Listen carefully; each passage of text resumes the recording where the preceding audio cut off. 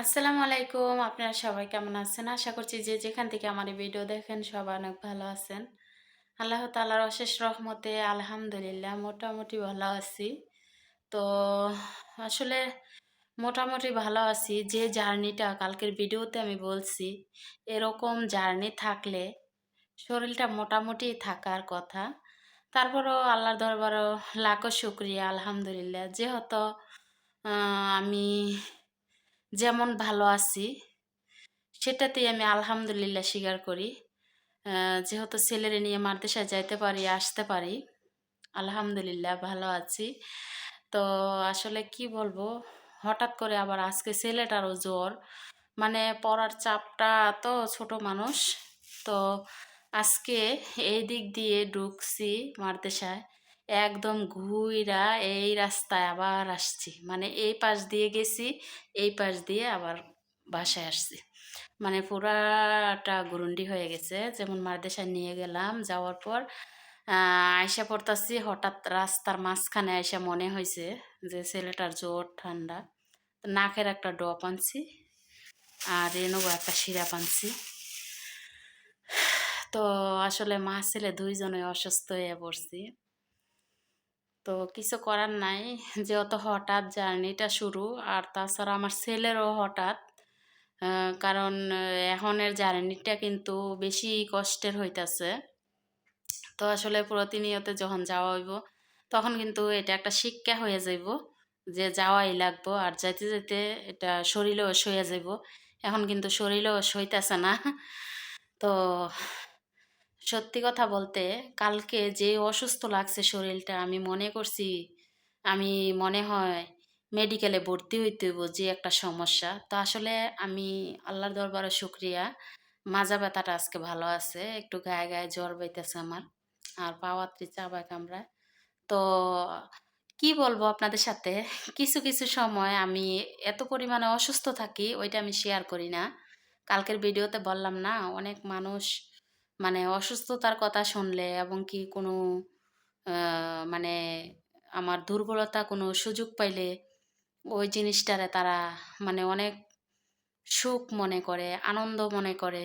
যেমন আমি কষ্টে আছি, অসুস্থ আছি, সমস্যায় আছি, তাদের কাছে ভালো লাগতাছে। আর যে আমি চাই না যে আমার কোনো খারাপ সময়গুলা আল্লাহ আমার সামনে আনুক, এবং কি আমি চাই না আমার খারাপ সময়গুলাতে আমি কাউরে কোনো কিছুতে জড়াই এবং কি কারো সাথে শেয়ার করি। তো আসলে কিছু কিছু সময় মানে আমি যত বড় কষ্টের আঘাতগুলো আমি সয়ে গেছি, অন্য সকল মানুষ হলে জীবনও সইতে পারতো না। যেমন আমার ঘরে এত বড় একটা চুরি হয়, এই জিনিসটা যদি আমি বলতে যাই এখন, ওই মানুষগুলারা আবারও যদি শোনে তাহলে বলবো যে আসলে ভালো হইছে এটা সেটা। তো যার যার আঘাতগুলা সেই ভালো বুঝতে পারে। তো আমার কষ্টের নিয়তি, আমার কষ্টের পরিহাস আমি নিজে সহ্য করি। আমি চাই না কারো সাথে বলতে, শেয়ার করতে। আপনাদের সাথে আমি শেয়ার করি, কারণ আপনারা আমার ভালোবাসার মানুষ। অবশ্যই আপনাদের সাথে আমার শেয়ার করা দরকার। আপনারা আমার একটা ফ্যামিলির মানুষ। তো যেগুলো নিয়ে আমি অনেক বেশি কষ্টে থাকি বা মনে হইলে অনেক বেশি কষ্ট হয় আমার, আমি সহ্য করতে পারি না। যে ঘরের চুরির কথাটা আমি বলতেছি, আবার অফ হয়ে যায়।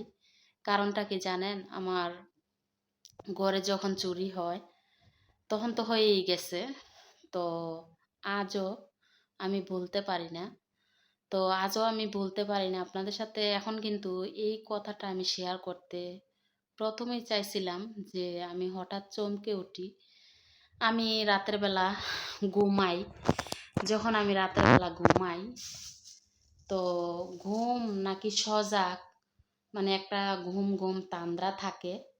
তখন উম আমার চোখের সামনে আমার যে স্বর্ণগুলা ঘর থেকে চোরে নিয়ে গেছে, আমার চোখের সামনে আমার গলার রকেটটা এত বড় ছিল। তো কিভাবে ফুলটা গেছে, তারপর ওপরের দিকে একটা, দুই পাশে দুইটা টানা গেছে, আর ওপরের দিকে কান টানার মধ্যে কি লাভ লাভ ফুল ফুল দিয়ে বানাইছিলাম। তো রাতের বেলা যখন আমি ঘুমাইছি, হঠাৎ করে আমার চোখের সামনে আমার গলার রকেটটা আছে না, এটা আমার চোখের সামনে ভাসছে। তো আমি হঠাৎ মানে চমকে উঠছি, যেমন লাগছে কি বাস্তব আমার চোখের সামনে কেউ আমার হাতে দিতেছে এরকম। তো আমি যখন স্বপ্নে এই জিনিসটা যখন আমি দেখতে পাই যে কেউ আমার হাতে দিতেছে এরকম, তো আসলে ঘুমও নাও সজাগ এরকম আটকা সিলিক বিলিক খাইয়ে আমি উঠছি, যেমন স্বর্ণের জিনিসটাকেও আমার হাতে দিতেছে, রকেটটা গলার এরকম ভাবে আমার চোখের সামনে ভাসছে। অনেকক্ষণ যাবত আমি কান্না করছি। তো মেয়ের সাথে আমি প্রকাশ করছি না যে এই জিনিসটা এইভাবে আমার মনে পড়তাছে। আসলে আমার মানে যে স্মৃতিগুলা মনে পড়ে আমি আপনাদের সাথে শেয়ার করি না, শেয়ার করলে আমি মানে এই ভিডিওটা ঘন্টাখানেক হয়ে গেল, আমার ইতিহাসটা শেষ হইব না। কারণ আমার মতো এমন করে কেউ গহনা জোড়ায় না, আমি যেইভাবে কষ্ট করে গহনাগুলা জোড়াইছি। সব মেয়েদেরই দেখবেন গহনাগুলা জোড়ানোর সময় তাদের এক কষ্ট হয়। শখে কোনো কিছু জোড়ানো যায় না, তিলে তিলে টাকা জমায়, তিলে তিলে করে এই স্বর্ণগুলা জোগাড় করে জমায়। তো আমি তিলে তিলে এই স্বর্ণগুলা বানাইছিলাম, আমার কোনো কিছু কমতে ছিল না। চুড়ি হইতে, ব্রেসলেট হইতে, আংটি হইতে, কানটানা হইতে, কলেজ রিং হইতে, ঝুমকা হইতে, মানে নাকের ফুল, পায়ের নূপুর ৩ জোড়া, ছেলের কোমরের বিচা। আসলে আপনাদের সাথে কি বলবো, এগুলা যখন আমার মনে পড়ে যে আমার এগুলা ছিল আর এখন আমার এগুলা নাই, আমি সত্যি স্তব্ধ হয়ে যাই। আর বিশেষ করে যখন আমি কোনো খবর শুনি যে স্বর্ণের দামটা কিরকম, 2 লক্ষ টাকার উপরে যখন বলে, আমি তখন ওই খবরটা শুনি না, দেখি না। মানে পাল্টাই আমি অন্য কিছু দেখি, এটা আমি দেখিও না, শুনিও না। কারণ কি জানেন? আমার মনে হয় যে আমি আসলে কি থেকে কি হয়ে গেলাম, কি হারাইছি, এগুলা মনে হইলে আমি সহ্য করতে পারি না। অনেক বেশি কষ্ট হয়। তো আপনাদের সাথে আসলে সত্যি কথা, আমি কি নিয়ে কথা বলতে আসছি, কি থেকে কি হইতাছে, কি বলতেছি, আমার মনে হয় যে আমি হঠাৎ হঠাৎ যখন আমার এইগুলা মনে হয়, আমি নিজে মানায় নিতে পারি না যে আমার কি থেকে কি হয়ে গেল। তো সব কিছু আল্লাহর উপর ভরসা। আল্লাহ চাইলে যা আমার গেছে, আল্লাহ চাইলে আবার তা আমার হইব।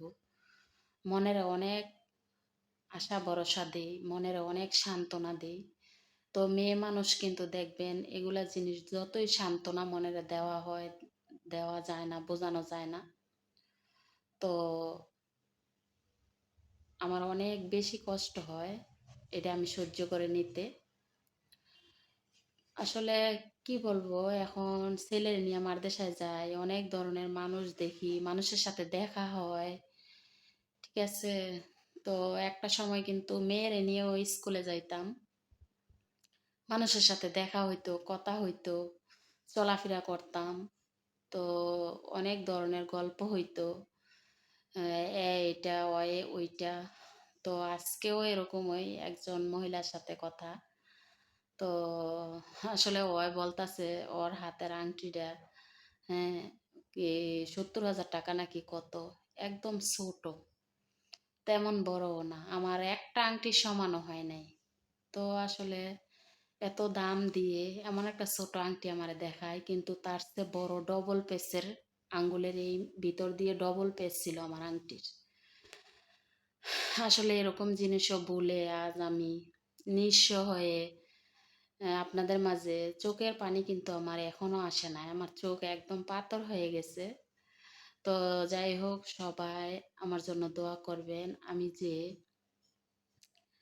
আমার জীবন থেকে যত কিছু নিয়ে গেছে, আমি যে তার চেয়ে ডবল কিছু করতে পারি, আপনারা সবাই দোয়া করবেন। আপনাদের যদি ভালোবাসা থাকে আমার ওপর, আমি সব কিছু করতে পারবো।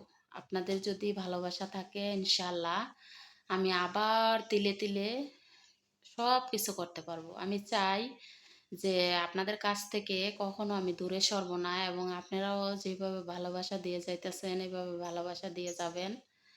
আমি যাতে আপনাদের ভালোবাসায় ভালো কিছু করে উঠতে পারি। তো আজকে আসলে সত্যি কথা বলতে আমি যে কথাগুলা নিয়ে আসছিলাম, ওই কথাগুলা না বলে আমি হচ্ছে আমার ছেলের কথা থেকে, মাদ্রাসার কাছ থেকে কথাটা উঠছে, ওই কথা থেকে ওষুধের কাছে গেলাম। তারপর হচ্ছে আমি স্বর্ণগুলার কথা মনে হয়ে গেছে। তো যাই হোক, সব কিছু মিলিয়ে আমি আমার কষ্টের আবেগটা আপনাদের সাথে শেয়ার করছি। তো যারা কিনা আমার কাছের মানুষ, তারা বুঝতে পারবেন যে আমি আগে কেমন ছিলাম বা আমার কি ছিল। তো ওইগুলা আমি হারাইছি পর থেকে আমার চেহারার ফেসটাই অন্যরকম হয়ে গেছে। তো যাই হোক, আল্লাহ যদি চায় আর আপনাদের যদি ভালোবাসা থাকে, আমি আগের মতো হতে চাই, আগের থেকে একটু ভালো হতে চাই আপনাদের ভালোবাসায়। অবশ্যই পারমু, যদি আপনাদের ভালোবাসা থাকে। দেখেন হাতটা ধইরা গেছে, এই যে একটা আঙ্গুলটা ব্যাকা হয়ে গেছে মোবাইলটা ধরে রাখতে রাখতে। তো আপনাদের যদি ভালোবাসা থাকে অবশ্যই আগের চেয়ে আরও বেশি কিছু করার চেষ্টা আমার আছে, এবং আপনাদের ভালোবাসা করতেও পারবো ইনশাআল্লাহ, আল্লাহ চাইলে। তো আসলে শরীরটাও বেশি একটা ভালো না, আর তাছাড়া 9টা বাজে ছেলেরা যায় আনতে হইব। ভিডিওটা এডিটিং করে আপনাদের মাঝে এখন দিলাম। সবাই আমার ভিডিওটা দেখেন। যারা এখনও আমার চ্যানেলটা সাবস্ক্রাইব করেন নাই, চ্যানেলটা সাবস্ক্রাইব করেন। ভিডিওটা শুরু থেকে শেষ পর্যন্ত দেখবেন, ভিডিওটা কেউ স্কিপ করবেন না। আমার মতো এরকম অনেকেই কষ্ট পান, কখনো বাসার আশেপাশে মানুষের সাথে মিলবেন না, বাড়ির আশেপাশে মানুষের সাথে মিলবেন না। এই মিলাটা যে কত বড় ক্ষতিকর সেটা উপর আল্লাহ ছাড়া কেউ জানে না। কারণ মিলতে মিলতে মনের ভিতরে ঢুকে, তারপর কলিজাটা খেয়ে বের হয়ে যায়। তো এরকমই আমার সিস্টেমটা। আমার জীবনে কোনো দিন আমি কোনো মানুষের সাথে মিলবো না। সে আমার থেকে যত কোটিপতি হোক তাও না, সে আমার থেকে যত নিচু হোক তাও না। আমি মানুষের সাথে সাদা মনে চলবো, কিন্তু আমি আর আত্মবিশ্বাস কাউকে করব না। কারণ আমার বিশ্বাসের ঘরে চুরি হয়েছে, এই জন্য আমি আর কাউকে বিশ্বাস করব না। তো যাই হোক, হাতের 5টা আঙ্গুল সমান না, সবাই আবার একরকম না। কিন্তু আমি এত বড় আচার ঠেকনা খাইছি দেখা, আচার ঠেকনা খাইছি বিদায় আমি সবার থেকে আমার মনটা উঠে গেছে। আজকের যে ইতিহাসটা আপনাদের সাথে আমি শেয়ার করলাম, শত্রুপক্ষের মানুষ মনে মনে খুশি হইব, আর বিশেষ করে বলবো যে এই জিনিস ওই জিনিস কান ভরে জিনিস এটা সেটা পড়ছে, মানুষরা দেখাইছে এই জন্য নিয়ে গেছে। আরে বাবা, মেয়েদের গহনাগুলা যখন জোড়ানো হয় শখ করে, তখন তো আমি যখন জোড়াইছিলাম তখন আমারও ইচ্ছা হইতো যে আমি পড়ি। আমি তো পড়ার জন্য বানাইছিলাম। আমি কি জানতাম যে আমার ঘর থেকে এইভাবে আমারে ধ্বংস করে নিয়ে যাইব। তো যাই হোক, আমি মনে করি না যে আমারে ধ্বংস করছে। আল্লাহ চাইলে অনেক কিছু করতে পারে। তো এটা আমার ভাগ্য ছিল না, আমার মনের আমি সান্ত্বনা দেই। তাছাড়া কেউ খুশি হবেন না। কারণ কি জানেন? খুশি হওয়ার কোনো কারণ নাই। কারো ভাগ্য যে জিনিসটা না থাকবো এটা কখনো তার থাকে না। আর যে জিনিসটা ভাগ্য থাকবো কখনো এটা মানুষের হয় না।